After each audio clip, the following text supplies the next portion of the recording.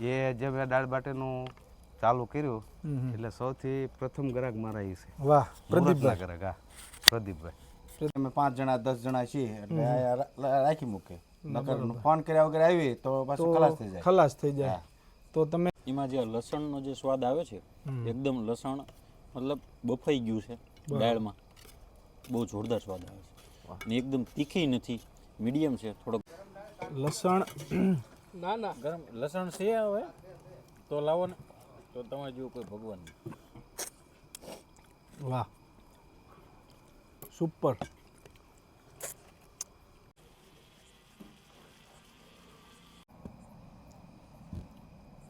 બે લસણ આવી ગયા.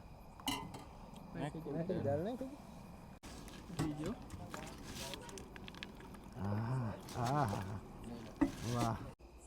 ફરીથી તમારા માટે નવો વિડીયો લઈને આવી ગયો છું. અત્યારે હું છું પોલારપુર ધંધુકા અને બરવાળાની વચ્ચે પોલારપુર ગામ આવેલું છે અને એક રસ્તો પડે છે જે સાળંગપુર ધામ હનુમાન દાદાના સ્થાને જાય છે.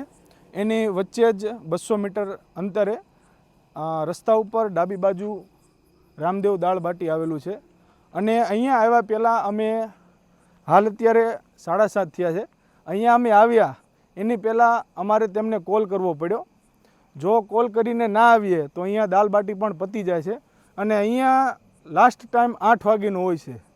તો આવો આપણે જે દાળ બાટીના ઓનર છે એમની જોડે પણ વાત કરીશું અને જે બીજા દાળ બાટી જમી રહ્યા છે તો તેમનું પણ આપણે રિવ્યૂ લઈશું. આવો. મારું નામ મુકેશભાઈ છે, મુકેશભાઈ મેણિયા, ગામ ચોકડી અને પોલાપુર રોડથી આપણે ખંસબગડવાળા રોડ ઉપર છે. બરોબર. અને શું નામ છે? રામદેવ દાળ દાળ બાટી. અને ક્યારથી આપણે શરૂઆત કરી છે દાળ બાટી? શરૂઆત મેં 1.5 વર્ષથી કરી સાહેબ. બરોબર. અને ક્યાં હતી પેલા તમારે? પહેલા આપણે હતી ચાણકી ચોકડી આઈનપા. બરોબર. બહુચર ફાર્મની માલપા હતી મારે રામદેવ દાળ બાટી. એ એક મહિનેથી મેં ફેરવી નાખી છે. બરોબર. અને અહીંયા આવવું હોય તો કેમ એડવાન્સમાં કોલ કરવો પડે છે? નકર આવીએ તો આપણને દાળ બાટી મળતી નથી. કેમ કે એક ફેરી હું જ્યારે 8 વાગે આવ્યો તો દાળ બાટી પતી ગઈ હતી. હા સાહેબ, બરોબર. તો એનું કારણ શું? એનું કારણ એવું છે કે અમારે જે આ વિસ્તારના બધા ગામડાના લોકો છે એટલે લોકોને જમવું હોય એટલે એમને ફોન કરી દે કે મુનાભાઈ અમે 5 આવવાના છીએ કે અમે એટલા આવવાના છીએ, અમારા એટલું પાર્સલ છે, અમારું એટલું છે. એ રીતે અમને બુકિંગ કરાવીને આવે છે એટલે એ લોકોનું અમે પરફેક્ટ કમ્પ્લીટ કરીને રાખવી. પછી અમારી પાસે ન હોય એટલે અમે લોકોને ના પાડી. બરોબર. અને 8 વાગે તો પતી જ જાય છે ને? 8 વાગે તો સાહેબ પતી જ જાય અમારે. બરોબર. અને શું હોય છે દાળ બાટીની ડીશમાં? શું એની પ્રાઇસ હોય છે? ડીશમાં એક ડીશની પ્રાઇસ છે અમારે 60 રૂપિયા સાહેબ. 60 રૂપિયા. અને બાટી કેટલી આવે? બાટી 2 નંગ બાટી આવે અને દાળ જે એમને જમી પ્રેમથી જે જમી 2 બાટીમાં માણસ ફૂલ થઈ જાય. 60 રૂપિયામાં. કદાચ 60 નો ખાતા 60 રૂપિયામાં થઈ જાય. તમે જોઈ શકો છો મિત્રો, 60 રૂપિયા એટલે 60 રૂપિયામાં માણસ પેટ ભરીને આરામથી દાળ બાટી જમી શકે છે. એ દાળ અનલિમિટેડ હોય છે. અને બીજું શું હોય છે એની જોડે? બીજું એની જોડે આપણે સાઈઝ ગ્રાહક કે તો સાઈઝ આપી, પાપડ આપી, પછી સેવ શેંગ રાખવી છે. બરોબર. પછી ઠંડામાં આપણે થમ્સઅપ માં બે કોઈ જે પણ માગે આપણી પાસે આ સુવિધા હોય એમને આપીએ છીએ. ના સરસ. 500 થઈ જાય. 500 ડીશે તમારે 500 ડીશે આપણે ઓર્ડર થઈ જાય. ઓર્ડર થઈ જશે. ના વાહ સરસ. અને લગ્ન પ્રસંગમાં કોઈ પણ ઓર્ડર આપણે લેવી છે. અચ્છા, લગ્ન પ્રસંગમાં ઓર્ડર લ્યો છો અને એના માટે શું એડવાન્સ ઓર્ડર આપવો પડે? હા, એટલે લોકોને અમને ફોન કરી દેવો પડે. એટલે કેટલા દિવસ અગાઉ કોલ કરવો પડે? તો કદાચ 2 દિવસ અગાઉ કહી દે. કોઈ એમને લગ્નની તારીખ લખાવી, લગ્નમાં એ તારીખ લખાવી હોય તો લખાઈ શકે. બરોબર. અને એક તમારું નામ અને તમારો મોબાઈલ નંબર કહી આપો. શું નામ? મારું નામ છે મુકેશભાઈ. અને મોબાઈલ નંબર એક તમારો કહી આપો. 99250 8949. તમે તેમનો મોબાઈલ નંબર નોટ કરી લેજો. અને બોટાદ, ધંધુકા અને સાળંગપુર જે આજુબાજુના વિસ્તારમાં રહેતા હોય તો ચોક્કસથી આમની એક ફેરી તમે દાળ બાટી ટેસ્ટ કરજો. ખરેખર તમને મજા આવી જશે. ભગવાનભાઈ, ક્યાં રહેવાનું તમારે? રેફડા. ઓહો, રેફડા અહીંથી કેટલું થાય? 20 કિલોમીટર જેવું થાય. જોઈ શકો છો મિત્રો, તેઓ 20 કિલોમીટર દૂરથી અહીંયા દાળ બાટી ખાવા માટે આવ્યા છે. અને કેટલા ટાઈમથી તમે અહીંયા આવો છો? આશરે 1.5 વર્ષ તો અમારે અહીંયા થઈ જ ગયું છે. 1.5 વર્ષ. એટલે પેલા જ્યાં એમની ચાલુ હતી ત્યાંથી ત્યારથી જ આવો છો એમ ને? અને કેવી લાગે છે તેમની દાળ બાટી તમને? સ્વાદમાં પરફેક્ટ છે. સ્વાદમાં પરફેક્ટ. અને ઘરે પાર્સલ લઈ જાઓ કે ખાલી એકલા જ અહીંયા આવો છો? પાર્સલ લઈ જઈએ ઘરે. અને કેવી લાગે છે તમને આમની દાળ બાટી? તો બહુ મસ્ત છે. અમે દાળ બાટી બહુ ખાધી પણ આની જેવી નહીં. આની જેવી નહીં એમને. અમે ઓલા પેલા આગળ ચાણકી ચોકડી દાળ બાટી હતી ને પછી ના બંધ થઈ ગઈ એટલે ગોતતા ગોતતા અહીંયા આવ્યા. અરે વાહ, સરસ. એટલે ટૂંકમાં એમના પહેલેથી તમે કસ્ટમર પહેલેથી, છો. હા પહેલેથી. ના, સરસ. અને અમારે 2 દિન 3 દિન થાય તો આ મુનાભાઈ પાસે આવવું પડે અમારે. 2-3 દિવસ તમારે અહીં આવી જ જવાનું. એટલે દાલ બાટી યાદ તમને એમની આવી જ જાય. ઊંચડીથી નીકળ્યું એટલે ફોન કર્યો એમને અચ્છા. કે મુનાભાઈ અમે 5 જણા 10 જણા છીએ એટલે અહીંયા રાખી મૂકે.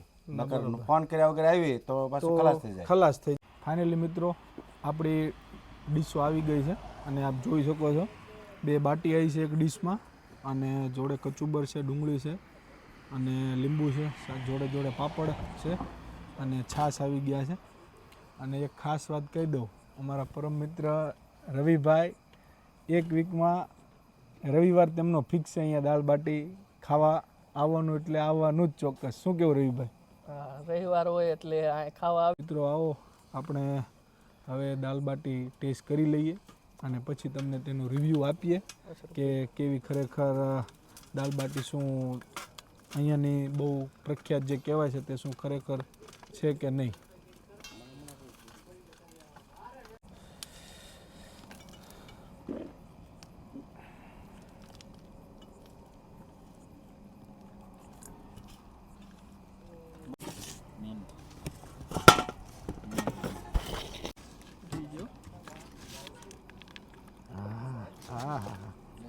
વાહ,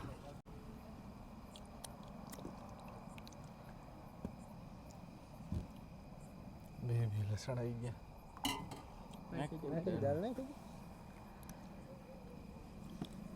વાહ, લીલું લસણ, લીલું ને હૂકું કહેવાય ને. લસણ ના ના ગરમ લસણ છે હવે તો લાવો ને, તો તમારે જેવું કોઈ ભગવાન નહીં. વાહ, સુપર.